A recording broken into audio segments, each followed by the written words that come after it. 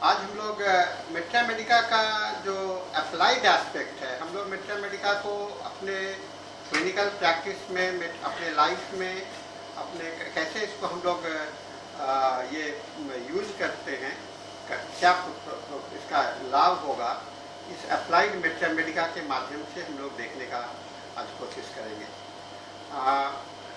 जो सबसे बड़ी बात हम लोगों के सामने में यह है कि मेट्रा मेडिका का जो पढ़ाई हम लोग कर रहे हैं, ये पढ़ रहे हैं, इसका मुख्य उद्देश्य क्या है। हमारे क्लिनिक में अप्लाई करने के लिए, क्लिनिक में हम कैसे इसका यूज करेंगे, इसी के लिए हम लोग मेट्रा मेडिका को पढ़ते हैं। इसीलिए मेट्रा मेडिका, अप्लाइड मेट्रा मेडिका को हम लोग कहते हैं it is an art of applying मेट्रा Medica in the practice. हमारे पास में जो मेट्रा मेडिका का जो रेंज है, और हर एक का एक अपना अलग अलग प्रेजेंटेशन है, जैसा कि हम लोगों ने देखा है। एलेंस की नोट है, बोरिक का है, केंट का है, इंसाइक्लोपीडिया है। सो इतने सारे, ये सारे थ्योरेटिकल एस्पेक्ट्स हैं, और जिसको कि हमें प्रैक्टिस में लाना है। यानी कि थ्योरी को, मेट्रा मेडिका के थ्योरी को प्रैक्टिस में कन्वर्ट करने का प्रयास को हम लोग अप्लाइड मेट्रा मेडिका कहेंगे, है ना। मेट्रा मेडिका का पर्पस है, सीएम बोगर ने कहा है, पिकुलरिटी ऑफ ईच ड्रग्स, जो हर एक दवा का जो पिकुलरिटी है, जो कि दूसरे दवा में नहीं है, और वह इंडिविजुअलाइज करने में, एक उसका पेशेंट को अलग और लोगों से अलग करने में मदद करता है, वही दवा का कैरेक्टर होता है। और जो सबसे एक्सपर्ट डॉक्टर होता है, वह जानता है कि मेट्रा मेडिका का कैसे इस्तेमाल किया जाए, इन चीज़ों का इस्तेमाल कैसे किया जाए। एक व्यक्ति में एक लक्षण जो पैदा होता है, एक व्यक्ति में जो लक्षण पैदा होता है, वह लक्षण और मेट्रा मेडिका में उस लक्षण का मैचिंग हो जाए तो हमारा पर्पस सॉल्व होता है। इसलिए प्रैक्टिकल पार्ट है मैच करना, दवा को क्लिनिक में मैच करना हमारा पर्पस होता है। तो ऑब्जेक्टिव है सिमिलिया सिमिलीबस, और ये मैचिंग कैसे होगा, सिमिलिया सिमिलीबस, समानता के आधार पर और कंपैरिजन के आधार पर, नेचुरल डिजीज का आर्टिफिशियल डिजीज से। दवा क्या करता है, दवा एक आर्टिफिशियल रोग पैदा करता है शरीर में, हम लोगों ने ऑर्गेनन में पढ़ा है। और दवा जो है सो और रोग क्या है, नेचुरल डिजीज है। तो नेचुरल डिजीज का आर्टिफिशियल डिजीज के साथ में जो मैचिंग होता है, सिमिलर निकालते हैं, उसको हम लोग वही हमारा पूरा उद्देश्य होता है। डनहम ने इसको बहुत अच्छा से कहा है, in order to select from a number of candidates one which most nearly resembles a given standard. तो क्या होता है, जैसे हम लोग का कोई चुनाव करना होता है, कोई सिलेक्शन करना होता है, तो हमारे पैरामीटर्स बने हुए होते हैं कि इसको जो पूरा कर लेता है, उसके सबसे नज़दीक जो आता है, उसी को हम लोग चुनाव करते हैं। यही प्रोसेस, ये सिलेक्शन प्रोसेस है, और सिलेक्शन प्रोसेस में हमें हर एक चीज़ का एक पैरामीटर डिसाइड करना पड़ता है, हर एक मेडिसिन का एक पैरामीटर डिसाइड करना पड़ता है। तो selection depends on perceiving the medicine, और ये तब डिपेंड करेगा, पैरामीटर तब आप बनाइएगा जब आप मेडिसिन को परसीव कर जाइएगा, समझ जाइएगा। और डिफ्रेंशिएटिंग पॉइंट भी जानना पड़ेगा कि दो दवा जो समान जैसे लिखते हैं लेकिन एक नहीं है, उनमें क्या डिफ्रेंशिएटिंग पॉइंट है। और एवरी मेडिसिन का, हर एक दवा का अपना कैरेक्टरिस्टिक फीचर होता है। और getting a picture of medicine in our mind, और सबसे पहला बात क्या है, उस दवा का पिक्चर, उसका तस्वीर आपके दिमाग में हो, यह हम लोगों का उद्देश्य होता है। अब इसमें समस्या क्या है, the way we study and understand our material. सबसे बड़ी समस्या है कि हम किस तरह से इसे पढ़ते हैं और किस तरह से ये समझते हैं। दूसरा, the way we apply this knowledge in the practice, और इसे किस तरह से हम इस्तेमाल करते हैं। तो किस तरह से पढ़ते हैं और किस तरह से इस्तेमाल करते हैं, यह महत्वपूर्ण बात है। और applied aspects are strictly no problem with the skills in philosophical application of principle. लेकिन अगर फिलोसॉफिकल एप्लीकेशंस के आधार पर चलते हैं तो वहाँ पर कोई समस्या नहीं है, अगर नियम में बंद करके चलते हैं। सबसे बड़ी समस्या तब आती है जब हम नियम का अनुपालन नहीं करते हैं और हैफेजर्ड्स में अपने दिमाग को वहाँ पर अप्लाई करना चाहते हैं। तो हमारे साथ में जब प्रैक्टिस करते हैं तो दो दिमाग होता है, एक दिमाग होता है हमारा अपना, और एक होता है नियम का दिमाग। तो नियम और अपना हमारे अपने दिमाग में अगर समझौता नहीं होगा, समानता नहीं होगा, तो आप कोई भी प्रिंसिपल को अप्लाई नहीं कर सकते हैं। और इसी एप्लीकेशन से जो है सो ट्रेस प्रोसेसिंग, जिसमें कि केस टेकिंग, एनालिसिस, इवैल्यूएशन, फिर इरेक्टिंग टोटलिटी एंड रिपोर्टराइजेशन ये शामिल है। अब मान लो कि आपने केस टेकिंग प्रॉपर नहीं किया तो आप एनालिसिस कैसे करोगे, एनालिसिस नहीं हुआ तो इवैल्यूएशन कैसे होगा, फिर आपका टोटलिटी कैसे निकलेगा, और टोटलिटी नहीं निकलेगा तो आप रिपोर्टराइज कैसे करेंगे। कहने का मतलब क्या है कि सारे रेगुलेशंस को तहत ही मेडिकल प्रैक्टिस संभव है। अगर मेडिकल प्रैक्टिस करना चाहते हैं, मेडिसिन का प्रैक्टिस करना चाहते हैं, होम्योपैथी का प्रैक्टिस करना चाहते हैं, तो इसके सारे प्रोसेस को आपको फॉलो करना होगा। यही हमारा सबसे बड़ा समस्या है। हम अपने मन को इस तरह से तैयार कर लें, अपने दिमाग को इस तरह से तैयार कर लें कि हम अपने ऑब्जेक्टिव के अनुकूल हमारा चलना सीख लें, है ना, रेगुलेशन के अनुकूल, नियमों के अनुकूल चलना सीख लें, उसके साथ में समझौता हो जाए। यही मेडिकल प्रैक्टिस का सबसे बड़ा लाभ होगा। और हमारे मेट्रिया मेडिका में भी कुछ दोष है। ये तो हुआ कि हमारे समझदारी में पहला स्लाइड में प्रॉब्लम हमको अचीव करने में, हमको प्राप्त करने में। दूसरा समस्या हमारे सामने में और है। एक समस्या है कि मेट्रिया मेडिका के साथ में, क्योंकि हमारा मेट्रिया मेडिका में कोई स्टैंडर्डाइजेशन नहीं है, किसी भी प्रकार का स्टैंडर्डाइजेशन नहीं देखते हैं। आप लोगों ने मेट्रिया मेडिका का क्लासिफिकेशन देखा था। बहुत सारी मेट्रिया मेडिका हैं, बहुत वॉल्यूम में मेट्रिया मेडिका हैं, different type of materia Medica हैं, उनके स्ट्रक्चर और भी सभी अलग अलग हैं, राइटिंग स्टाइल अलग अलग हैं, और टाइप ऑफ इंफॉर्मेशन जो है सो इंडिविजुअल राइटिंग, जिसके मन में जो आया है, जिसके मन में जो विचार है, जो शब्द है, उसी का इस्तेमाल किया है। ये सबसे बड़ा है कि स्टैंडर्डाइजेशन वहाँ पर नहीं है। उसे ये डाइवर्सिटी के होने के कारण हमको क्या करना पड़ेगा। इस डाइवर्सिटी से दूर होने के लिए हमको ऑथर्स के व्यू को समझना होगा। जो लिखा है उस लेखक का भाव क्या था, उस लेखक किस मकसद से लिखा है। इसलिए लेखक को पहचानना, आप ऑथर को पहचानना सबसे बड़ा जरूरी होता है जब हम मेट्रिया मेडिका को पढ़ते हैं। तो और अगर इस तरह से इसका फायदा यह हो जाता है, अगर आप केंट के भाव को समझते हैं, बॉनिफेसियस के भाव को समझते हैं, टायलर के भाव को समझते हैं, हर एक के अलग अलग भाव को समझते हैं, तो आपको अपना सभी का मिला करके एक आप अपना भाव तैयार कर लेते हैं, है ना। तो डिफरेंट ऑथर के व्यू को अगर लेकर के चलते हैं तो डिफरेंट ऑथर के व्यू आपके साथ में हो जाते हैं। यही आपके पास में तरीका है, यानी कि आपको अपना स्टैंडर्ड तैयार करना है। होम्योपैथिक पढ़ने के लिए, मेट्रिया मेडिका को पढ़ने के लिए जहाँ की कोई स्टैंडर्ड नहीं है, वहाँ हमें अपने स्टैंडर्ड बनाने की आवश्यकता है। और ये सारे प्रॉब्लम को आप दूर कर सकते हैं अगर आप अपना स्टैंडर्ड बना लेने में सफल हो जाते हैं। तो सबसे बड़ा और भी मेट्रिया मेडिका का जो पढ़ने में जो प्रॉब्लम है उसकी भाषा, है ना। कहीं कहीं पर भाषा बहुत पुरानी इंग्लिश है, कहीं कहीं पर आधुनिक इंग्लिश है। कुछ शब्द जो है तो सिनोनिम्स के कारण भी फंस जाते हैं, है ना। ये इसके कारण आपको लैंग्वेज और लिटरेचर बहुत प्रॉब्लमेटिक आपके मेट्रिया मेडिका में है। दूसरा, अविश्वास। कुछ ऐसे सेंसेशन हैं, कुछ ऐसे सेंसेशन है जिस पर हम विश्वास ही नहीं करते हैं, है ना। जैसे wonderful, out of this world, लगता है कि इस दुनिया से बाहर की बात इसमें लिखी गई है। और आपके मेडिसिन भी कुछ दुनिया से बाहर की बात होती है। तो ये अविश्वास भी बहुत बड़ा कारण होता है। हम लोग अगर विश्वास नहीं करना सीखते हैं तो वहाँ भी एक डिसबिलीफ जो है तो बहुत बड़ा प्रॉब्लम। तीसरा चीज़ होता है कि कैजुअल रीडिंग। अगर आप रेगुलर रीडिंग नहीं करते हैं, अगर रेगुलर आप पढ़ाई नहीं करते हैं मेट्रिया मेडिका को, तो आप आज पढ़े 10 दिन के बाद में वो सारी बात दिमाग से उतर जाते हैं, आप लिंक नहीं कर सकते। दूसरा है कि प्रेजुडियूस, आपके अंदर में जो भावना पहले से बढ़ गया है, फिक्स्ड इमेज बन गया है किसी भी दवा का। वह जो फिक्स्ड इमेज जो है सो आपके लिए बहुत बड़ा बाधक होता है, ठीक है ना। Fixed image about the medicine. Then medicine का फेवरेट हो जाना, मुझे ये दवा बड़ी अच्छी लगती है। अरे आपको क्यों लगती है, आपको खाना है क्या? नहीं है, ये तो रोगी को देना है, तो रोगी को जो सूट करेगा वो दवा देनी चाहिए। इसलिए फेवरेट मेडिसिन नहीं होने चाहिए। ये प्रेजुडियूस से हटिएगा तो फेवरेट मेडिसिन। आप बहुत लोग तो सुनिएगा, हम तो जिस हर एक दवा जब आता है सर्दी का तो हम उसको बेलाडोना दे देते हैं।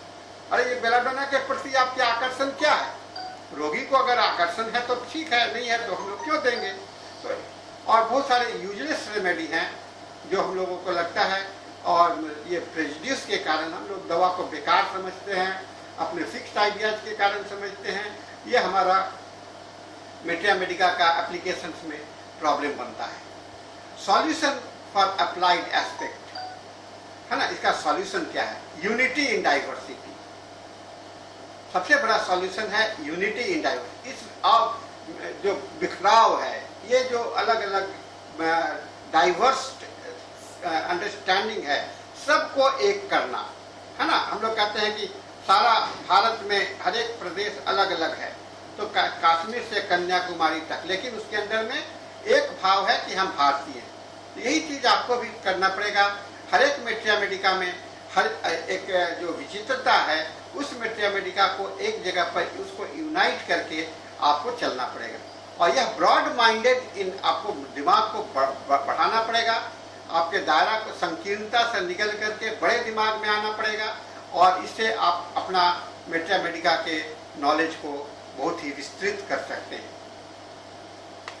अब हमें एक सवाल आता है कि चॉइस ऑफ मेट्रिया मेडिका, सबसे मेट्रिया मेडिका का कैसे, कौन कौन सा मेट्रिया मेडिका होने चाहिए। तो लॉर्ड बैकन ने कहा है, फ्रांसिस लॉर्ड बैकन ने लिखा है कि some books are to be tested, कुछ किताब को आपको टेस्ट करना चाहिए, माने उसको देख करके करना। सम हैव्स टू बी सॉल्व्ड, किसको निगल जाना चाहिए, और किसी को निगलने के बाद में उसको के पहले उसको चबाना चाहिए और तब डाइजेस्ट करना चाहिए। ऐसा फ्रांसिस बैकन ने पढ़ाई के विषय में कहा, किताबों के विषय में कहा। सभी किताब पढ़ने की पूरा जरूरत नहीं है, कुछ का एक सरसरी निगाह से देख लीजिए, कुछ को दिमाग पे निगल जाइए और कुछ को समझने का प्रयास कीजिए। तो मैं जो समझा, मैं अपना खुद का जो अनुभव किया, उसको बेटर वे मैं कहता हूँ, रीड फ्रॉम द ओरिजिनल।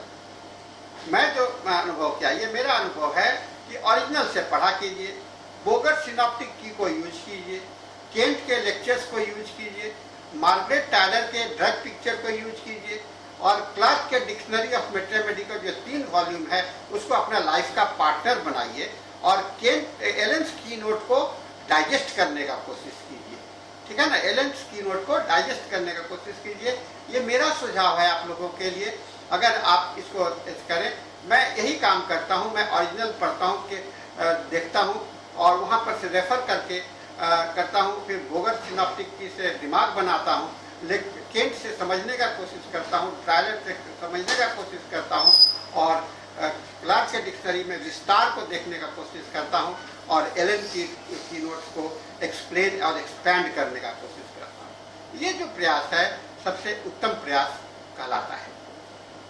क्या क्या पढ़ना चाहिए? Try to reflect on what is read or to understand full of imagine the symptoms totally. जो चीज़ आप पढ़ते हैं उसको समझने का कोशिश कीजिए, उस पर कल्पना करने का कोशिश कीजिए। उसके बाद पढ़ने के बाद में एक अपना नोट बनाया कीजिए, और उसके बाद में एक आदत बनाइए डिक्शनरी का और मेडिकल डिक्शनरी का। हमेशा अपने साथ में एक डिक्शनरी और एक मेडिकल डिक्शनरी को रखिए, क्योंकि हर एक शब्द पर एम्बिग्युइटी बनी हुई है, और उसको दूर करने के लिए आपको, सिनोनिम्स को दूर करने के लिए आपको डिक्शनरी की सहायता होगी। कंसल्टिंग और सोर्स बुक फॉर एम्बिगुअस और contradictory statement of author can be useful. और सोर्स बुक से अगर कोई आपको कॉन्ट्राडिक्टरी स्टेटमेंट 2-3 किताब में दिखलाई पड़ रहा है, तो उसके लिए सोर्स बुक में चले जाइए और रेफरेंस बुक का इस्तेमाल किया कीजिए। ये पढ़ाई करने का, ये मेट्रिया मेडिका को अप्लाई करने का एक बेहतरीन तरीका होगा। मेंटल सिम्टम्स को करना चाहिए, कहाँ से देखना है? Try to get the true meaning from the classical author. किसी के बताए हुए नहीं, क्लासिकल ऑथर माने कि जो मूल किताबें हैं, वहाँ से मेंटल सिम्टम्स को देखिए। फिर की नोट्स को एक्सपैंड करने का कोशिश कीजिए, बहुत जरूरी होगा।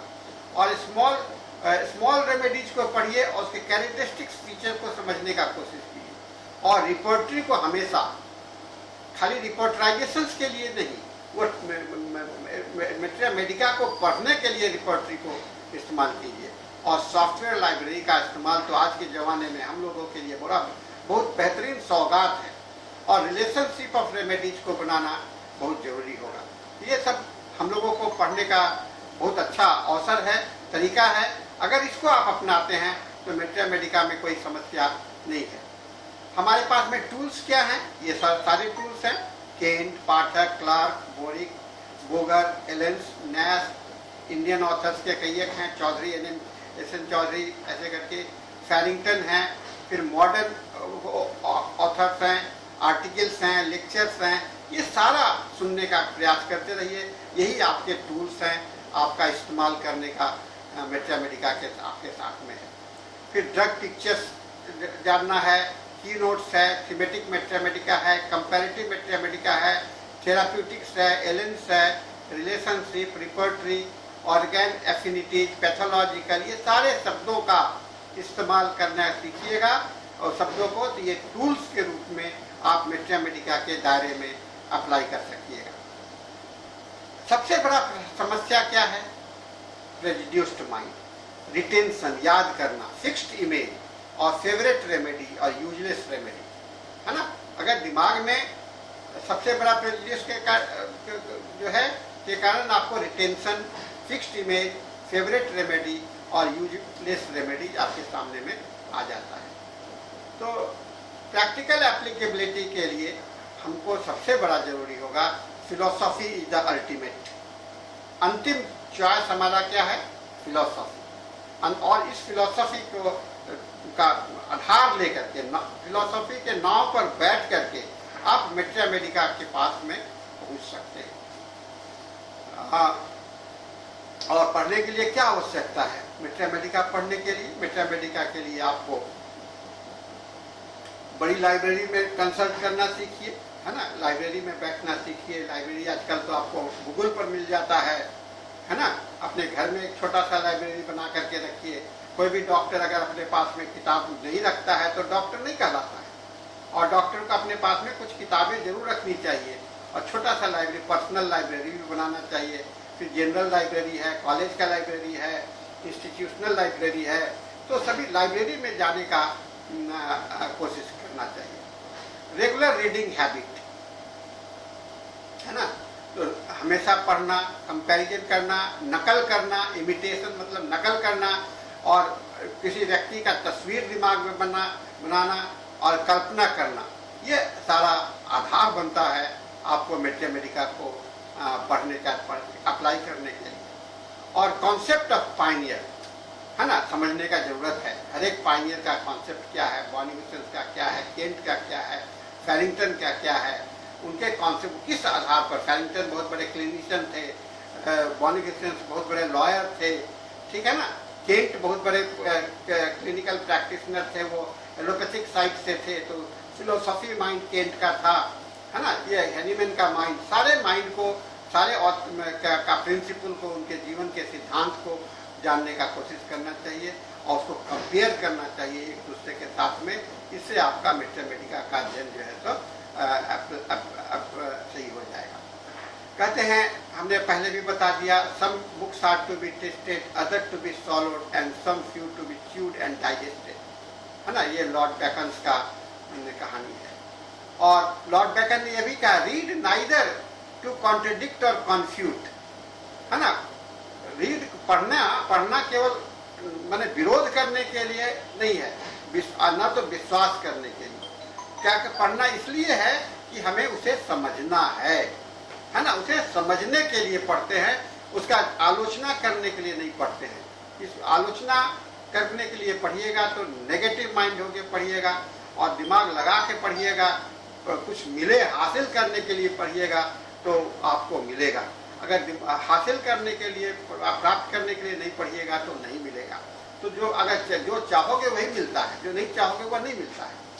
इसलिए आपको सबसे जरूरी है understand, imagine and remain open, हमेशा खुला रहना है।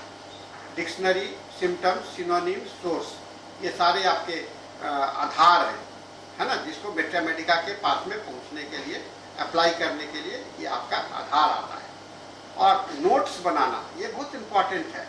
Reading मेकeth a full man, bacon ने कहा, पढ़ना जो है सो एक मनुष्य बनाता है। और कॉन्फ्रेंस ए रेडी मैन, और आप लोगों से मिलना जुलना, जो मीटिंग क्लास करते हैं उससे आपको रेडी मैन बनते हैं, और राइटिंग से लिख करके आप एग्जैक्ट मैन बनते हैं। तो संपूर्ण मानव से रेडी मानव, और रेडी मानव से एग्जैक्ट मानव, ये मनुष्य बनना, ये हम लोगों का आधार है। और लॉर्ड बैकन के इस कॉन्सेप्ट को हम लोगों को दिमाग में रख करके मेट्रिया मेडिका को पढ़ना चाहिए। की नोट्स है ना, की नोट्स को एक्सपैंड करने की जरूरत है। एक conscience view not only include the time and order in which symptoms arise, but also the things which modify it. केवल समय ही महत्वपूर्ण नहीं है, वो सिम्टम्स ही है वो नहीं, वो उसको कैसे मॉडिफाई आप अपने पेशेंट के साथ में करिएगा, उसके मॉडलिटीज के साथ में करिएगा, ऐसा डॉक्टर बोगर ने कहा है। ठीक है ना। तो success depends on understanding the philosophy, और फिलोसफी का एक त्रिकोण है, materia medica, organon and the repertory. Success कहाँ पर डिपेंड करता है? मेट्रिया मेडिका, ऑर्गेनन और रिपर्टरी को, तीनों को मिला करके आप पढ़िएगा तो आपको ये होम्योपैथिक मेट्रिया मेडिका कंप्लीट हो जाता है। ठीक है ना। अब एप्लीकेशन ऑफ सिमिलिया सिमिलीबस क्यूरेन जो हम लोग देखें, यही हमारा आधार है, यही लक्ष्य है, यहाँ पहुँचना है। तो हमको मनुष्य को पहचानना पड़ेगा, रोग को पहचानना पड़ेगा, मेडिसिन को पहचानना पड़ेगा, और सिमिलरिटी को समझना पड़ेगा। ये चारों का जब मिलन हो जाता है तो हम सिमिलिया के पास में पहुंच जाते हैं। मैन का मतलब क्या हुआ? मनुष्य वह है जो खाली शरीर नहीं है, उसका मन भी है और उसकी आत्मा भी है। तो मनुष्य को हम लोग तीन भाग में देखते हैं, रोग को भी हम लोग इसी तरह से देखते हैं, उसका माइजमेटिक फैक्टर है, उसका सिम्टम्स है और उसका प्रोग्रेस है। मेडिसिन को भी उसी तरह से देखते हैं, उसका एक प्रिंसिपल है, उसका सिम्टम्स है और उसका माइंड है। और इस तीनों का जब मैचिंग कीजिएगा तो उसको हम लोग सिमिलरिटी बोलते हैं। ठीक है ना। तो application of similia similibus, natural disease का जो portrait conceptual image, natural disease का क्या हुआ?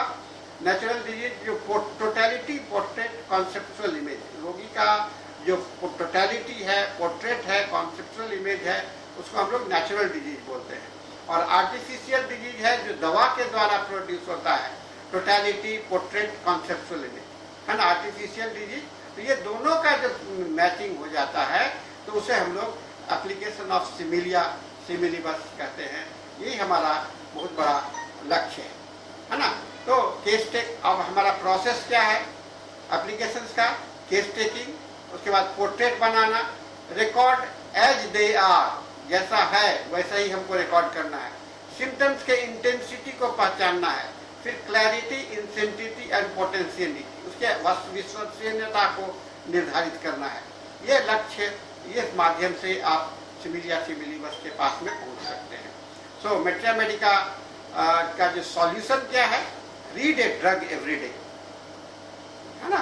रोज एक दवा को पढ़िए, और यह दवा को अगर रोज आप पढ़ते हैं तो आपको एक आदत सी बन जाती है। और कब तक पढ़िएगा? मैं कहता हूं कि जिंदगी के अंतिम क्षण तक। इसलिए यह आदत बना लीजिएगा तो आपका लाइफ लॉन्ग पार्टनर आपका मेट्रिया मेडिका हो जाएगा, और यह आदत आपके लिए बहुत बेहतरीन आदत हो जाएगा। तो स्टूडेंट्स, आज के इस लेक्चर के साथ में हमने आपको मेट्रिया मेडिका के इस गुण को बताने का कोशिश किया हूँ। इसको कैसे आप पढ़ोगे इसको बताने का कोशिश किया हूँ। इसी को हम लोग अप्लाइड मेट्रिया मेडिका बोलते हैं। मेट्रिया मेडिका को कैसे हम अप्लाई करते हैं यह हम लोगों के लिए महत्वपूर्ण है। और इसके साथ में यह लेक्चर समाप्त होता है और हम लोग अब आ जाते हैं आज के अपने